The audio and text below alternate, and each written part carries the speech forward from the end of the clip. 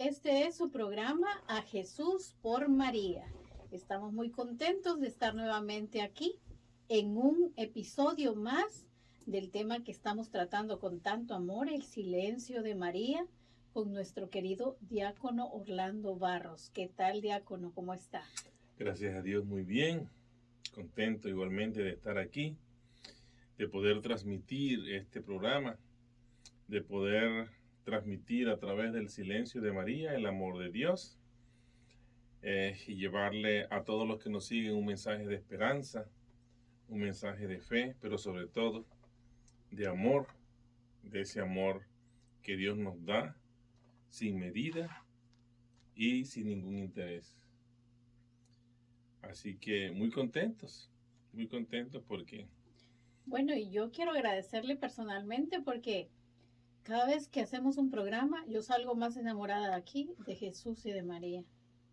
Así es que eh, darle las gracias por esa entrega, diácono, que sabemos que su tiempo vale mucho, porque pues trabajando en el hospital, sin horarios, con esa entrega, a la parroquia también, a su familia, pues más que decirle gracias, gracias de verdad, porque aprendemos también mucho de usted en este programa y no sabemos los alcances que puede tener a la gente que nos está escuchando y nos está mirando. sí, de hecho, valga la oportunidad para recordarles a todos aquellos que nos siguen que además de suscribirse, ¿verdad? A los canales de todas las plataformas que tenemos nosotros de Radio María, es que nos hagan los comentarios, Así que es. nos comenten, que nos pregunten, que si de pronto nosotros nos equivocamos, que lo hacemos con mucha frecuencia, ¿verdad? Porque Somos humanos. somos humanos, entonces que nos corrijan, que nos hagan preguntas, porque de eso se trata, porque de esa manera igualmente aprendemos todos. Claro, pueden buscarnos en las diferentes plataformas, en YouTube, en Radio María Play. Tenemos también nuestra aplicación para que usted la baje en su teléfono y nos la ventaja que tenemos es que estos programas los podemos escuchar después, los podemos escuchar cuando necesitamos a veces del tema, podemos recurrir. Esa es la Sí. bendición que tenemos de que ahora con estas diferentes plataformas no solamente es que uno, como antes, ay, me perdí el programa, ¿verdad? Sí, y la ventaja que hay, como usted dice, es porque a mí me pasa. Yo veo el programa. Yo después, cuando estoy en casa, que tengo un tiempo, yo veo el programa porque eso sirve primero para retroalimentarme, para descubrir. A veces descubro que digo cosas que son, bueno, no es que sean inapropiadas, sino que no son correctas en el momento. Y entonces pienso, bueno, estas cosas no debería decirle y sirve para corregir Así es. igualmente los errores que uno comete. Muy bien. Bueno, empezamos. Hoy vamos a continuar con el capítulo 3 y estamos en el episodio 8 del El Silencio de silencio María. de María, por el padre Ignacio Larrañaga. Entonces el capítulo 3, la continuación, el drama del silencio. Y nos dice el padre Larrañaga que hay un secreto bien guardado. De hecho, él lo tituló como el secreto mejor guardado. Y ese secreto mejor guardado, nos comenta el padre en su libro que le impresiona el silencio de María después de la Anunciación. O sea, ¿qué pasó después de la Anunciación? ¿Y por qué María guardó silencio?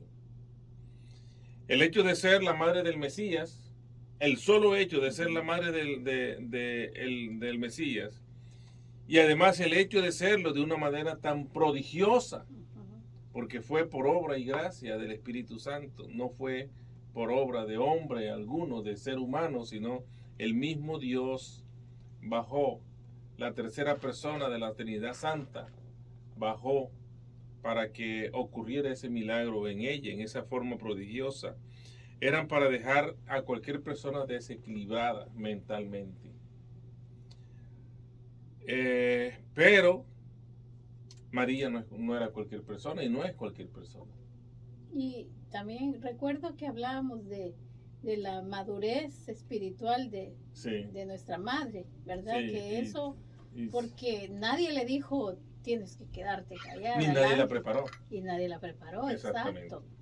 Entonces es esa madurez, ¿verdad? Que ella tenía, la que la llevó, me imagino, a tener ese silencio. Entonces, dice el padre, porque entre otras cosas no hay hechos históricos bíblicos que nos digan lo contrario, de que María no se lo comentó a nadie. Ujú. Eso es un hecho. Ya no le contó a nadie el secreto de la encarnación virginal. No se lo contó ni siquiera a José.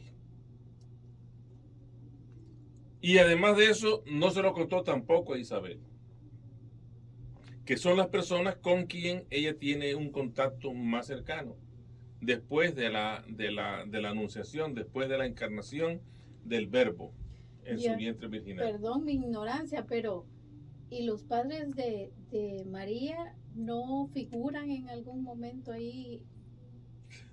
Bueno, lo que pasa es que los evangelios no nos hablan a nosotros de los padres de María. Ni los evangelios sinópticos ni el evangelio de Juan nos hablan de los padres de María.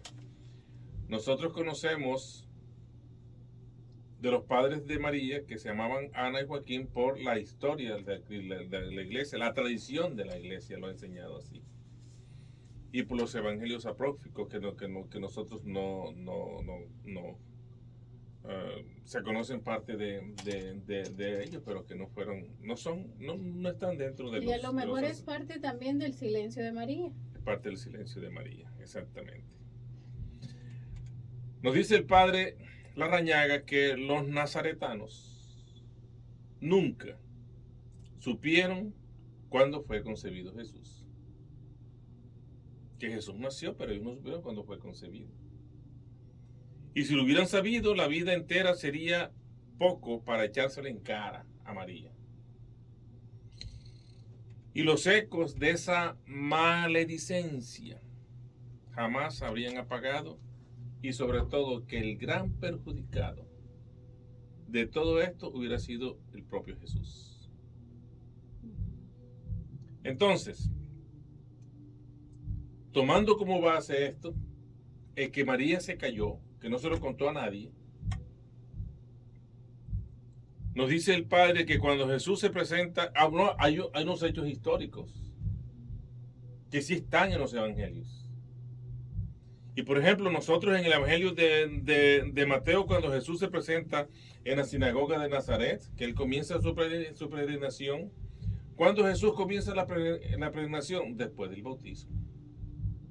Después que él tiene la asistencia, la influencia y que el Espíritu Santo baja sobre él. Él comienza su vida pública.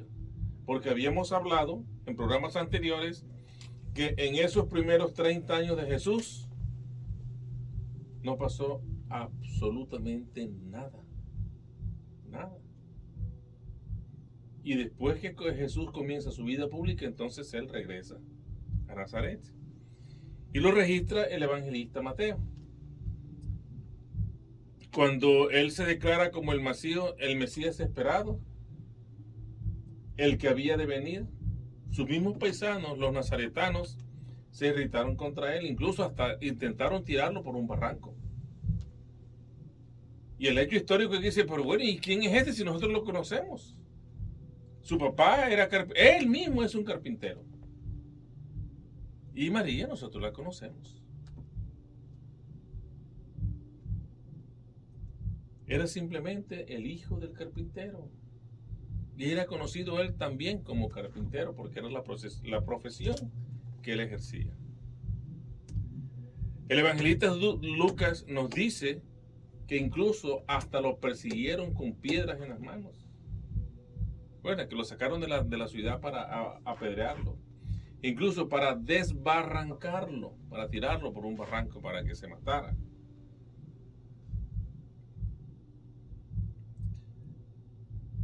Entonces, por este mismo contexto evangélico, se puede deducir que María no lo comunicó a nadie, pero absolutamente a nadie, este secreto sagrado.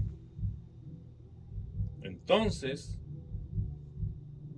los personajes que como Simeón y Ana, cuando la presentación, el sacerdote, y Ana, que estaba allí, que era una mujer viuda que tenía anciana, que iba todos los días al templo a rezar esperando al Mesías también.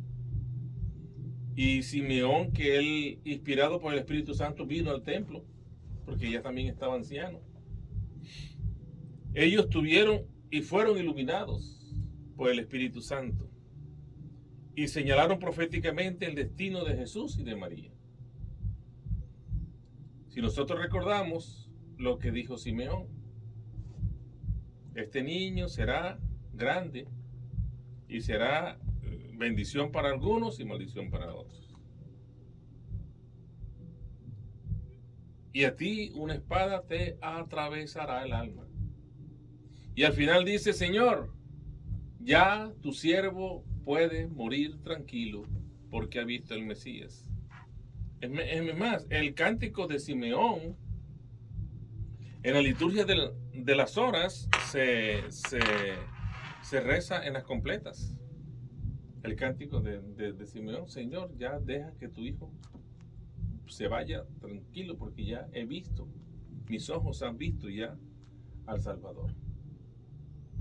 Y Ana, esta mujer anciana, que se conoce como la profetisa, ella le hablaba a todo el mundo de las maravillas de ese niño. Y era un niño recién nacido que fue a la presentación a cumplir la tradición judía, que era presentar al niño al templo.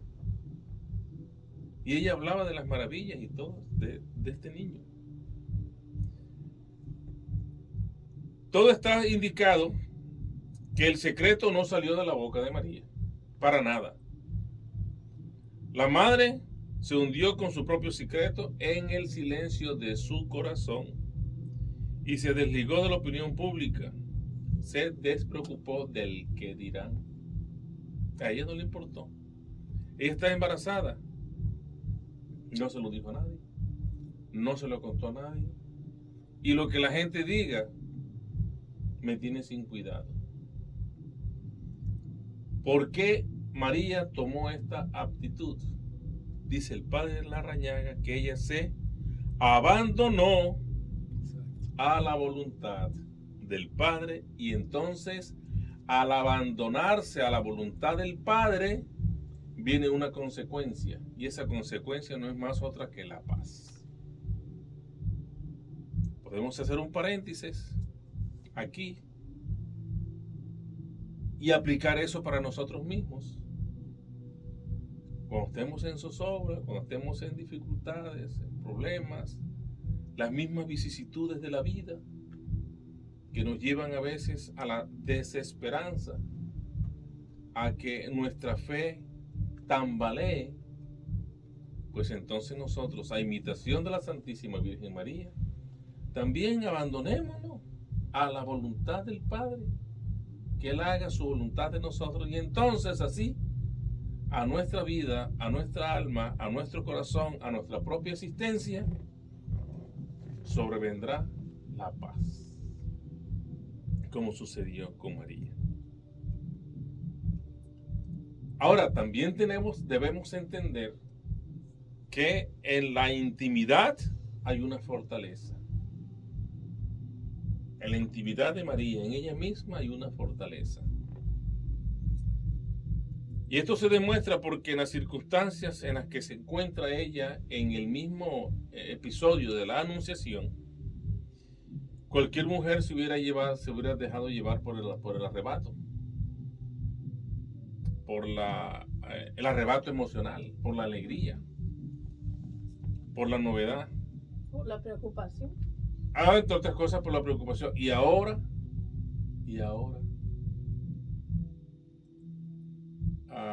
yo he escuchado con mucho dolor y con mucha tristeza cuando algunas mujeres dicen, no, es que yo todavía no tengo hijos porque esto sería complicarme la vida. Es que un hijo en estas circunstancias, en este estilo de vida que yo tengo es complicarme la vida y yo tengo otras prioridades. Porque uno lo escucha.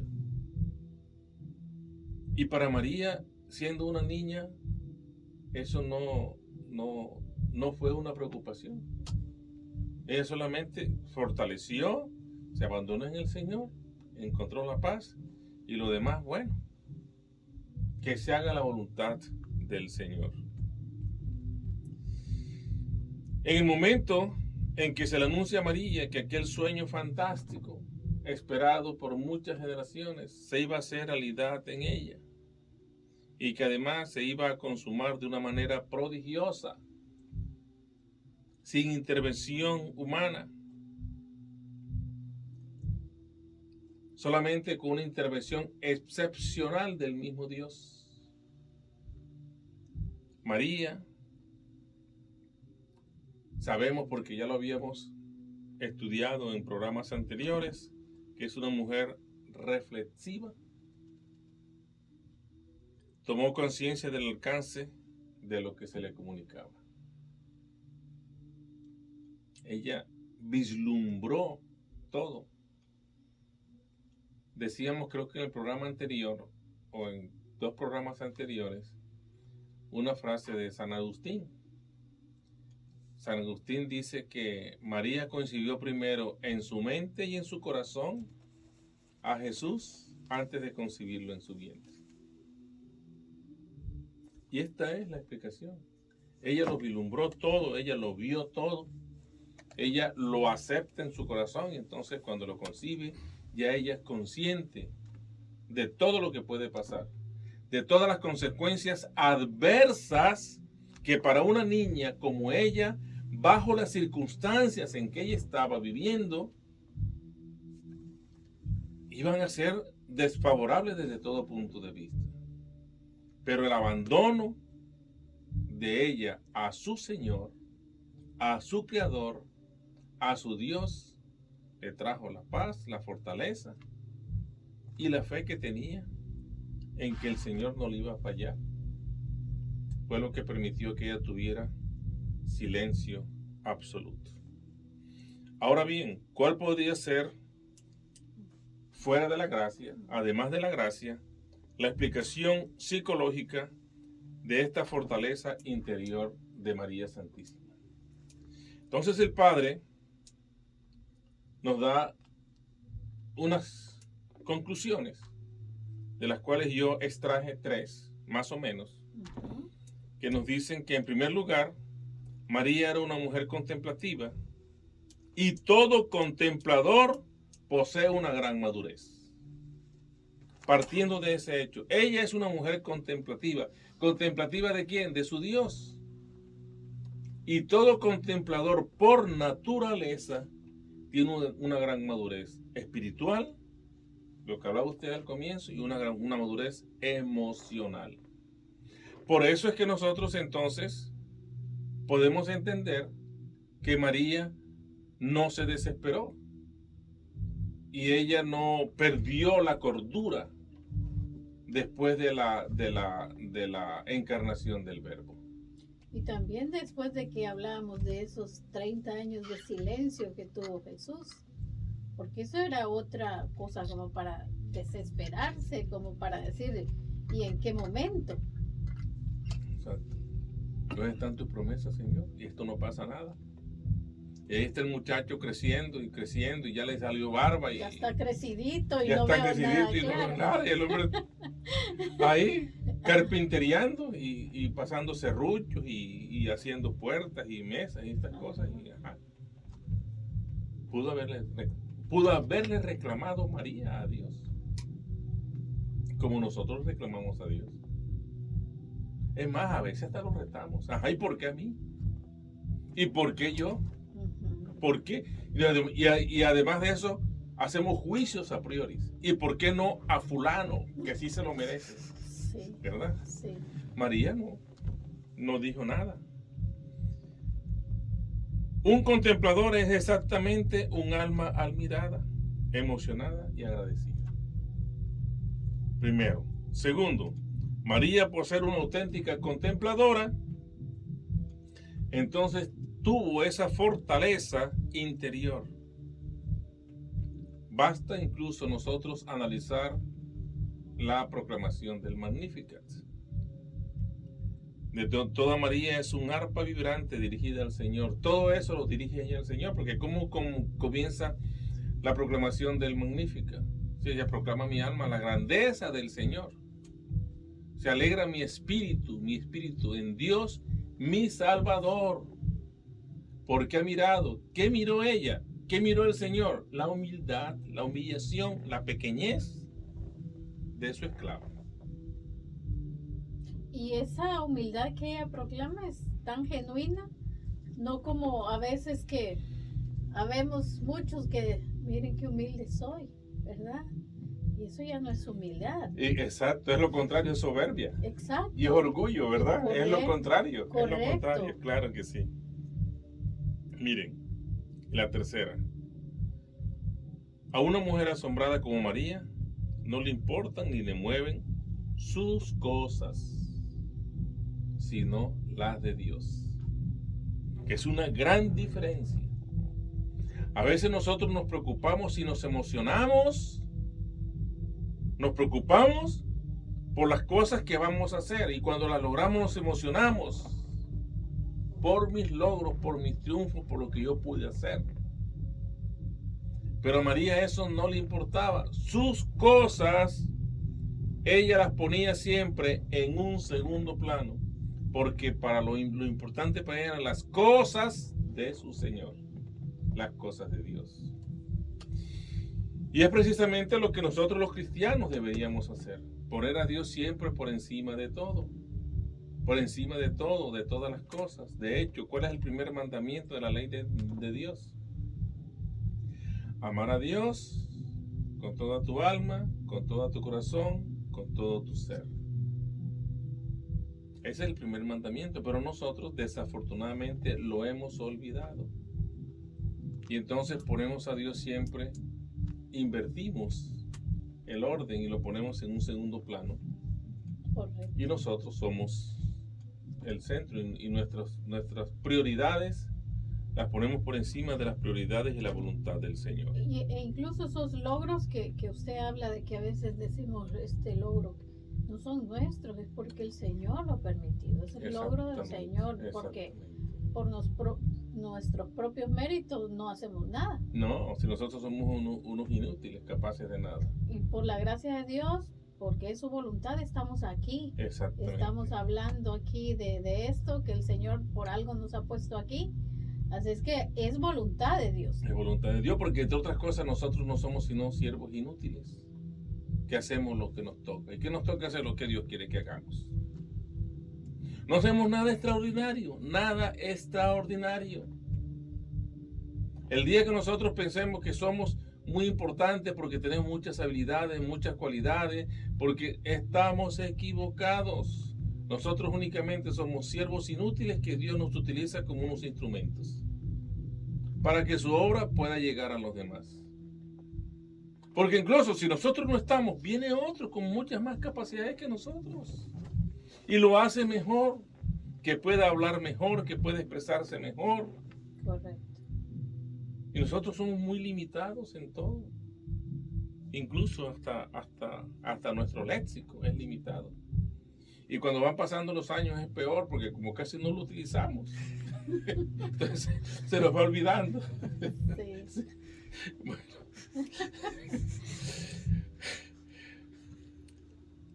A María entonces nosotros podríamos pensar que se le cierra el cerco.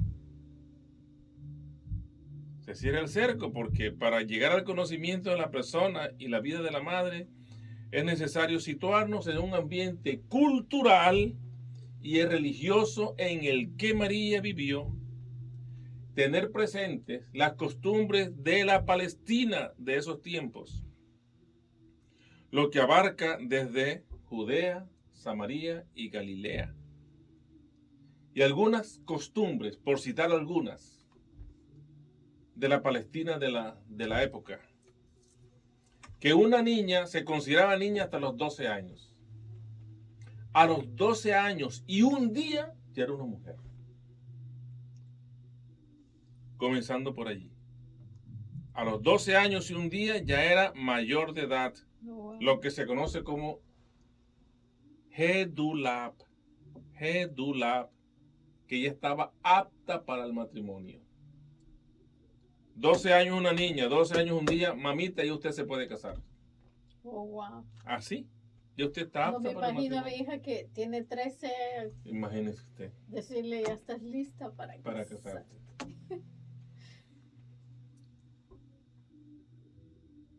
Y ese listo para el matrimonio implica que hay entonces unos esponsales, hay una conducción y un Bealá, que es el Señor de la prometida. Entonces veamos. Los esponsales es un compromiso. ¿Qué lo hacen la familia? Los padres de la muchacha con el pretendiente o con la familia del pretendiente, porque entre otras cosas, en muchas ocasiones ni siquiera los contrayentes, por llamarlo de alguna manera, tenían una opinión, sino que los padres decidían, tú y tú se van a casar. Ya. Ah, bueno, está bien. Nos casamos. Una conducción. La conducción era que era conducida solemnemente a la casa del novio. Era como la boda, ¿verdad? Había una celebración y después de esa celebración entonces había una conducción a la casa del novio. Ya. Y el Bealat, que era el señor de la prometida, o sea, el hombre pasaba a ser el dueño, el señor, el amo de la mujer. Durante los meses de los esponsales, porque había un compromiso, ¿verdad? Y después del compromiso había un tiempo prudencial para preparar todas estas ceremonias. Eran los esponsales, el compromiso, el que ya había una promesa de matrimonio. La prometida guardaba cuidadosa virginidad. Incluso, no se les permitía a los novios estar solos. Porque según la ley ella tenía que ser virgen hasta el matrimonio. Y si dejaban a esos muchachos solos, imagínense usted, pues se corría el riesgo de que por su juventud y por todas estas desórdenes hormonales, ellos puedan caer a la tentación y tener relaciones sexuales. El día de la conducción, incluso se designaban a 2 mujeres para que certificaran y revisaran que la muchacha era virgen. Oh, wow. Esas eran las costumbres de Israel. Ahora, si por alguna razón se comprobaba que había perdido la virginidad, así fuera con el novio, con el prometido, caía sobre ella la maledicencia y la llamaban arufá, que significa la violada. Eso era una mancha, eso era como un sello. Un sello. Se quedaba marcada la muchacha. Si en el tiempo de los esponsales, o sea, de su compromiso, la muchacha tenía relación sexual con un varón diferente al novio, entonces la situación era peor todavía. Era más grave, porque incluso era ya considerada adúltera. Y el adulterio ya tenía una pena mayor. Porque el adulterio, incluso el novio estaba obligado a firmar una carta de divorcio. No se habían casado, pero ya ese compromiso se rompía. Primero. Segundo, y según el libro del Levítico, podría ser incluso apedreada en público y lapidada. Veamos lo que pasó con la mujer adúltera. La llevan a apedrear porque la encontraron en flagrante adulterio. Y Jesús estaba allí. Y le preguntaron a Jesús que tú qué opinas, y él no opinó nada, él solamente escribía algo en la tierra. ¿Se acuerdan esa escena? Y entonces solamente se levantó la vista y dijo, bueno, el que esté libre de pecado que tire la primera piedra. Los ancianos fueron los primeros en arrojar las piedras y despedirse. Y la mujer quedó sola y le preguntó, mujer, ¿quién te ha condenado? Nadie, Señor. Y Jesús les dijo, está bien, yo tampoco te condeno. Pero eso sí, vete y no peques más. No lo vuelvas a hacer, mijita. Porque de pronto tú lo vuelves así y ya yo no voy a estar aquí. Vete y no peques más. Era una mujer que iba, las apedreaba. Ahora, si por casualidad esa muchacha que ya estaba en el periodo de los esponsales era hija de un levita, de un sacerdote, le iba todavía peor porque era quemada viva. Las quemaban vivas en una hoguera, las ponían allí. Al escarnio público, en primer lugar, las condenaban y las quemaban vivas. Oh, wow. Entonces a todo eso se exponía María. A todo eso se exponía María. Sin embargo, ella guardó silencio. Y si nosotros nos colocamos en el contexto de esas costumbres para apreciar en toda su dimensión el valor del silencio de María. Un valor incalculable el silencio de María al quedar embarazada en una época prematrimonial. O sea que el cerco estaba cerrado. Visto de esa manera, María estaba perdida. Y ella colgaba sobre un abismo. Ella tenía un destino, que no era otro sino que el desprecio, el escarnio público y lo más seguro que la muerte.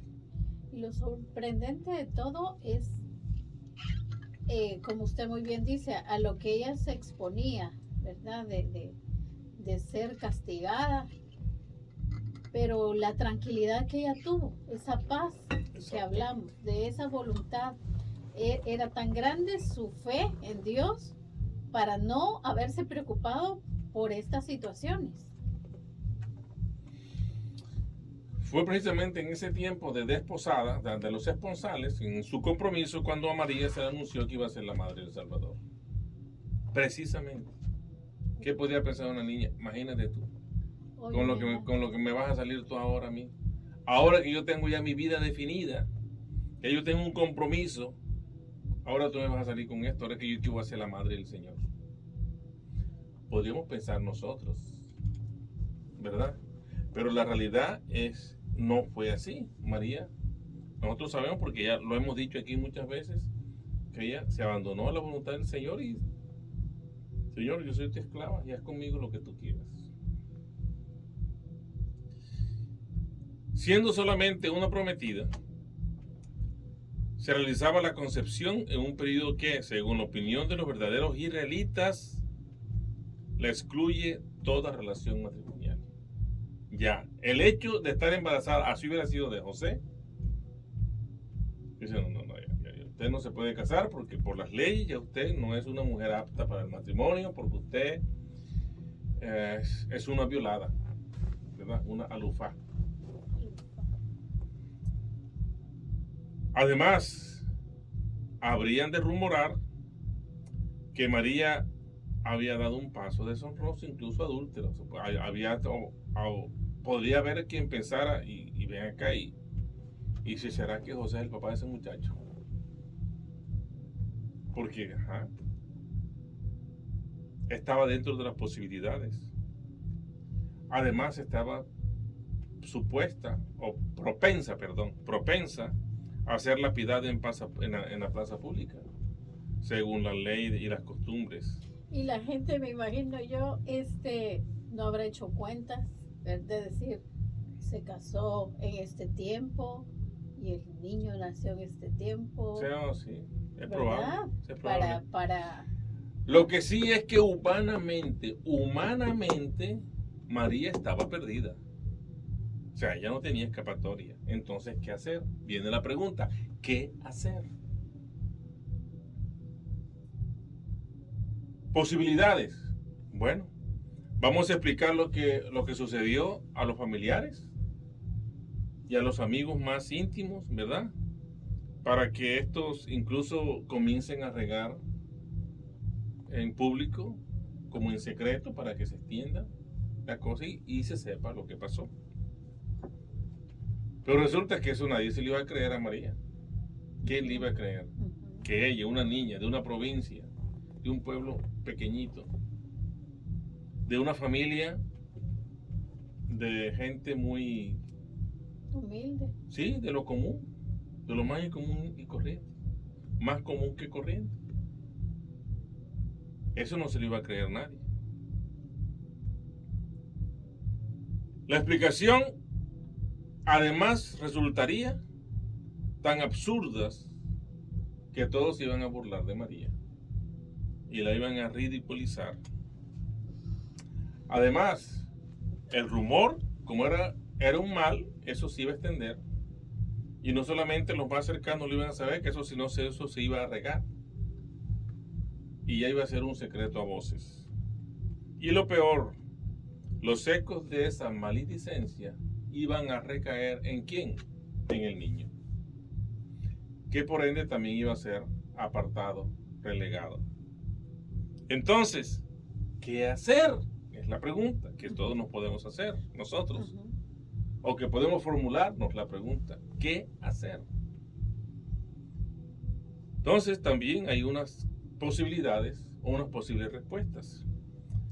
Primero, cuando una persona vive, que es la gran diferencia, intensamente la presencia de Dios, cuando un alma experimenta inequívoca y vitalmente que Dios es un tesoro infinito, que es un Padre queridísimo, que Dios es todo bien, que Dios es sumo bien, que Dios es dulce, que Dios es paciencia, que Dios es fortaleza.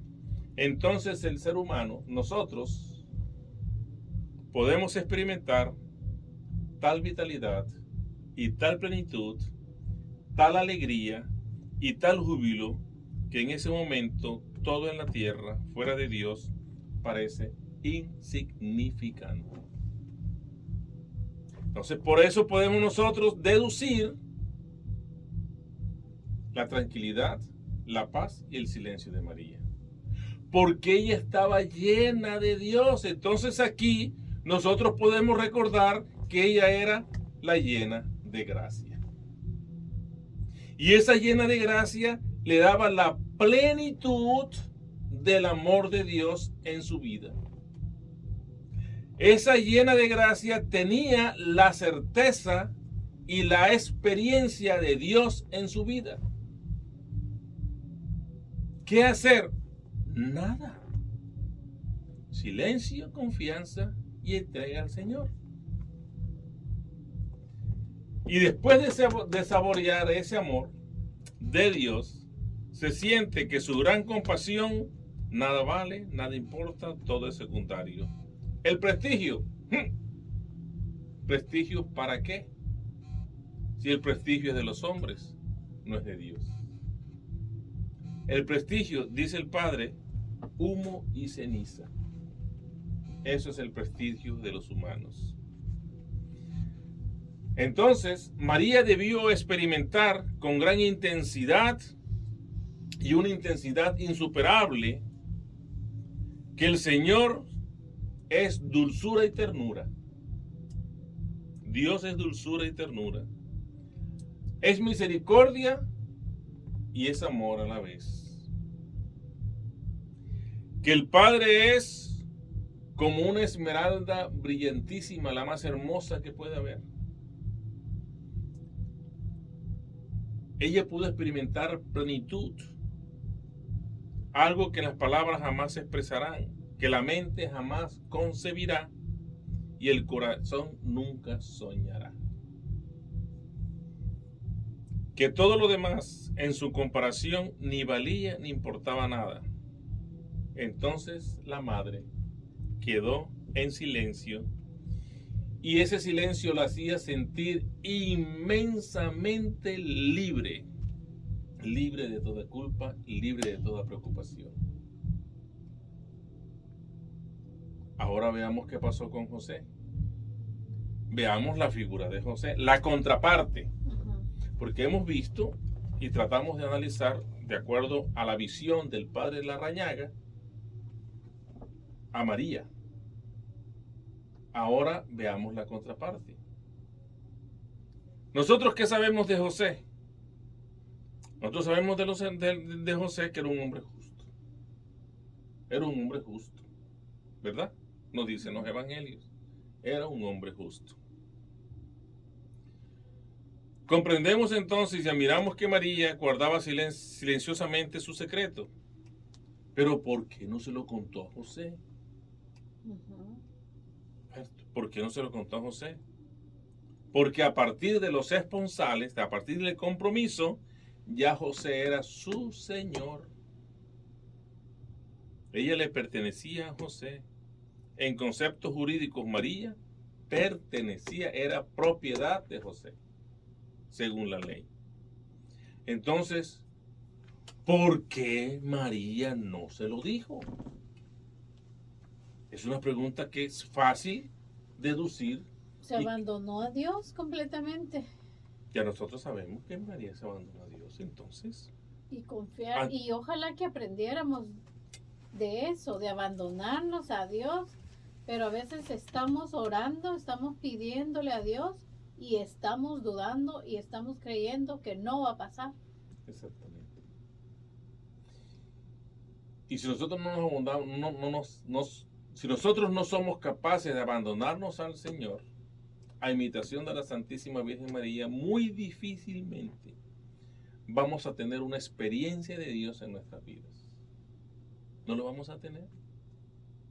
Porque necesitamos un abandono total y completo, como el de María. Ante la opinión pública, una de las mayores humillaciones para un esposo en la vida social es el hecho, o el rumor siquiera, de que su esposa o su comprometida le es infiel. En tal circunstancia, la reacción normal de un hombre es la violencia, hasta la matan, hasta la pueden, incluso la podría hasta matar. Si en los tiempos actuales se ve ahorita que somos muy civilizados. No, si nosotros somos muy civilizados y somos de mente abierta, open mind. Y nosotros vemos muchas veces que hay lo que se llama últimamente feminicidios, que es... Y que va en aumento. Y va en aumento, que es quitarle la vida a la mujer por el esposo, el cónyuge, el novio, por alguna circunstancia porque se siente traicionado. Imagínense en esos tiempos. Eso implicaría el divorcio automático, un gran escándalo y una lluvia, pero una lluvia, un aguacero de piedra. Eso no tenía escapatoria. Ahora, la pregunta es, si nosotros nos preguntamos, ajá, ¿y por qué María no se lo dijo a José? Ahora la pregunta es, ajá, ¿y por qué José no reaccionó como reaccionan todos los hombres de su época? ¿Y por qué haber creído en un sueño? Ni siquiera algo presencial, algo físico. Entonces, fíjese usted que el hecho, la explicación que el padre Larrañaga nos da, tiene un gran sentido y una lógica tremenda. Es grande. Dice, yo pienso, dice el padre, que el hecho de ser María Inmaculada y llena de gracia debió reflejarse en su semblante, en su actitud, en su forma de actuar. Y sobre todo en sus reacciones y comportamiento general. Por lo tanto, María debió tener desde pequeña todo especial. Todo especial. Fíjense que ella era la llena de gracia y además eso la Inmaculada Concepción. Ella nació sin pecado original. Y ella habrá sabido que era especial, que era sin pecado. Bueno, de pronto yo no podríamos decir que María era consciente de eso, pero que ella de pronto lo fue descubriendo en el transcurso de su vida. Y lo fue descubriendo en la medida en que ella iba experimentando la presencia de Dios en su vida. Las manifestaciones. Y las manifestaciones, exactamente. Aquella joven evocaría algo divino, envolviéndose su figura y personalidad en una aura misteriosa. Al menos para un observador sensible. Y José debía ser un observador sensible porque José era un hombre justo. Ahora, a partir de la reacción de José, podemos entonces seguir presuponiendo que debió sentir una admiración y quizás hasta una veneración por María. Entonces ahí la cosa cambia. Entonces podemos entender por qué San Mateo a nosotros en su evangelio nos dice que José es un hombre justo. O sea, es decir, sensible para las cosas de Dios. Un hombre justo es aquel hombre sensible a las cosas de Dios. José con esa sensibilidad debió ver en María algo más y otra cosa que una muchacha atractiva, muy bonita, porque María debió ser muy bonita, la más bonita, la más hermosa de todas. Debió apreciar en ella algo especial, algo diferente, como un misterio. Por lo tanto, era posible que aquella escritura angelical, que él conocía perfectamente, tuviera semejante traspié. Dice, no, espérate un momentico, está embarazada así, pero yo no creo que esta niña angelical, que tiene algo especial, haya cometido algo. Él no podía pensar. Y entonces viene la otra pregunta. ¿Qué sería? ¿Qué hay que hacer? ¿Qué podemos hacer? Debió ser tan alta la estima de María, o la estima que tenía José por María, que decidió no dar rienda suelta a la típica violencia del varón traicionado, del varón herido, del varón burlado, sino sufrir en silencio, él mismo, toda aquella situación, sufrir en silencio. Y eventualmente ausentándose de Nazaret, él pensaría, no, mejor me voy de aquí de Nazaret. Con eso María no es expuesta y que no fuera maltratada, ni física, ni verbalmente. Diácono, vamos a hacer un pedido especial a Radio María Central para que nos regalen más tiempo, porque cuando vamos entrando en el tema es cuando ya nos tenemos que ir. Nos quedan exactamente 2 minutos. 2 minutos, sí, ¿verdad? 2 minutos. No sé si quiere adelantar en algo, lo dejamos hasta aquí. No, yo pienso que podríamos dejar aquí en el varón justo, porque hemos analizado entonces ahora a José. Muy bien. Y entonces podríamos continuar para la próxima semana con el sigilo reverente, que es un tema totalmente interesante. Y además de eso, algo de la conclusión de este capítulo. Uh-huh. Sí, porque es tan hermoso y como le digo, cuando ya vamos así que queremos saber más, es cuando se nos acaba el tiempo. Sí. Pero igual, así dejamos a nuestros radioescuchas para que motivados a continuar para el próximo programa. Entonces podríamos dejar una tarea. Muy bien. Y la tarea es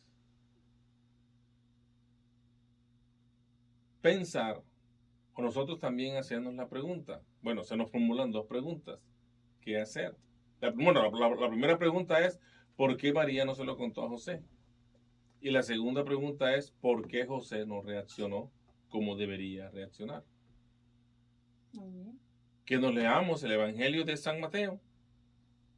Al comienzo del Evangelio de San Mateo. Y que nos podamos leer el episodio de los sueños o la revelación que tuvo José con el ángel y qué conclusiones nosotros podíamos sacar de allí. Perfecto. Entonces, ahora si nos regala la oración para Claro que sí. En el nombre del Padre y del Hijo y del Espíritu Santo. Te alabamos, Señor, y te bendecimos. Te damos las gracias porque nos has permitido emitir este programa.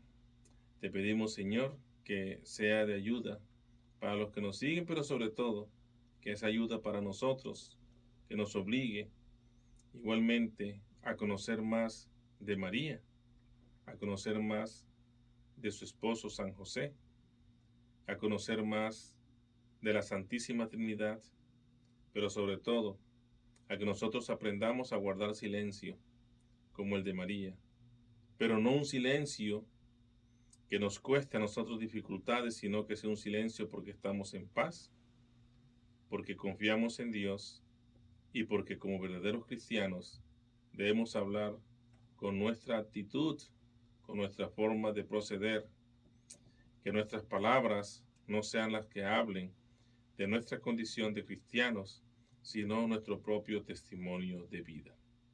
Que así sea. Amén. Bendita sea tu pureza y eternamente lo sea, pues todo un Dios se recrea en tan graciosa belleza. A ti, celestial princesa, Virgen Sagrada María, yo te ofrezco en este día alma, vida y corazón. Mírame con compasión, no me dejes, Madre mía. El Señor esté con Y ustedes con su espíritu. y la bendición de Dios Todopoderoso, Padre, Hijo y Espíritu Santo, descienda sobre ustedes y permanezca para siempre. Amén. Amén. Pueden ir en paz. Demos gracias al Señor. Feliz y santa noche para todos. Gracias igualmente. Hasta la próxima. Hasta la próxima.